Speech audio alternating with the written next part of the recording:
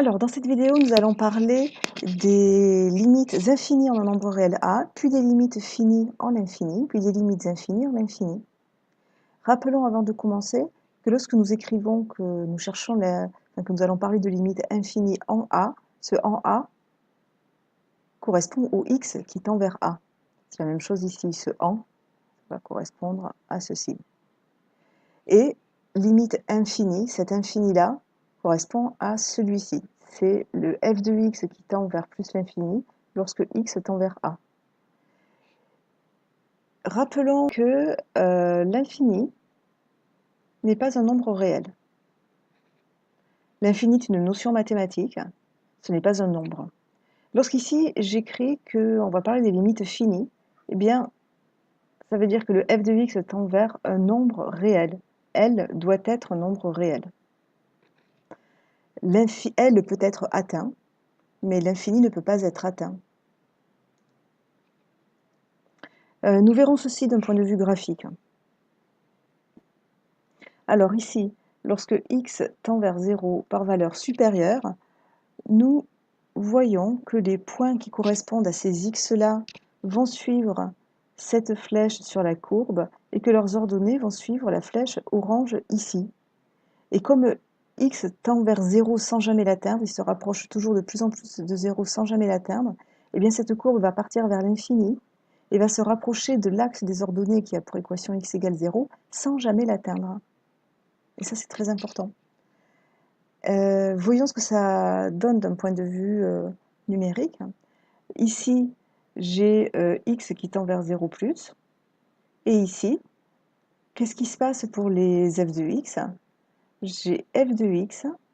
Regardons un petit peu. Ici, j'ai 0,02, puis je diminue, et là, je me rapproche de plus en plus de 0 par valeur supérieure, et je vois que les f de x augmentent au fur et à mesure. Et ils vont augmenter de plus en plus. Donc on dit que f de x tend vers plus l'infini, et on le résume ainsi. Il se passe la même chose de l'autre côté, donc je ne vais pas plus le détailler. C'est exactement pareil. Vous l'avez là.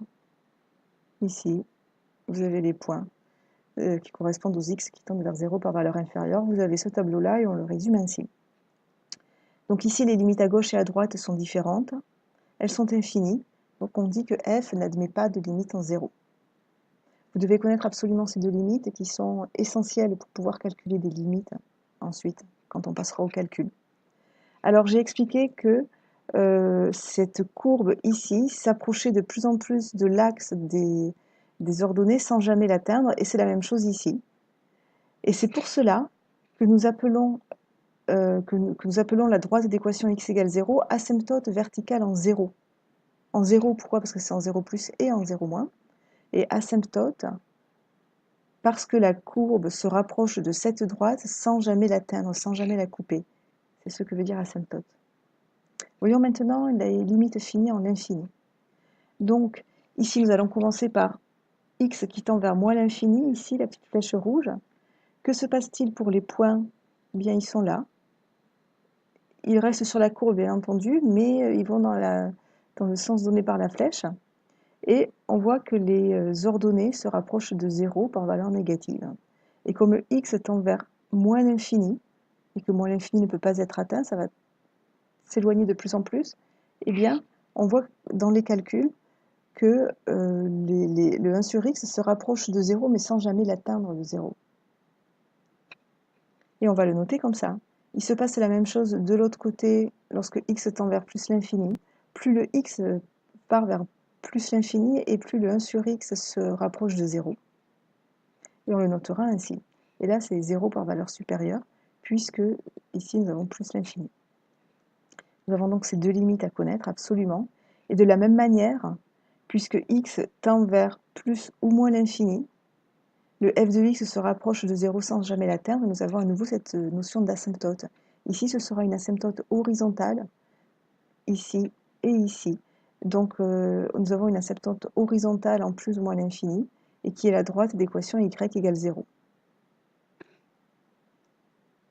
Ce bilan, vous l'imprimez en couleur, vous l'affichez au-dessus de votre bureau, vous l'apprenez, vous le comprenez, vous ne l'oubliez pas. Ce sont vraiment 4 limites essentielles. Alors, limite infinie à l'infini, lorsque x tend vers moins l'infini, par exemple moins 10 000, moins 100 000, etc., eh bien, lorsque l'on le prend au carré, on va avoir un résultat qui, lui, tend vers plus l'infini. Et les points correspondants sont ici. Nous avons donc ceci. Même chose en plus l'infini. On a aussi la limite qui est égale à plus l'infini. Nous avons donc ces deux limites, et là, il n'y a pas d'asymptote, puisque la courbe ne se rapproche pas d'une droite horizontale ou verticale. Voici un résumé de cours concernant les asymptotes horizontales ou verticales. Ici, nous avons une asymptote horizontale qui correspond donc à une limite finie en l'infini. Et ici, nous avons une asymptote verticale qui correspond à une limite infinie en un nombre fini. Remarquons que là, nous avons ou. Cela signifie que nous ne sommes pas obligés d'avoir l'asymptote à la courbe hors l'infini et plus l'infini. Ça peut être l'un ou l'autre. Par exemple, ici, la droite d'équation x égale 3 est asymptote à CF en plus l'infini, mais pas en moins l'infini. Nous avons terminé cette vidéo. Moi, je vous conseille de regarder quelques vidéos sur l'infini. Il y en a certaines qui sont très bien et qui vous expliquent cette notion étrange d'infini. Merci de votre attention.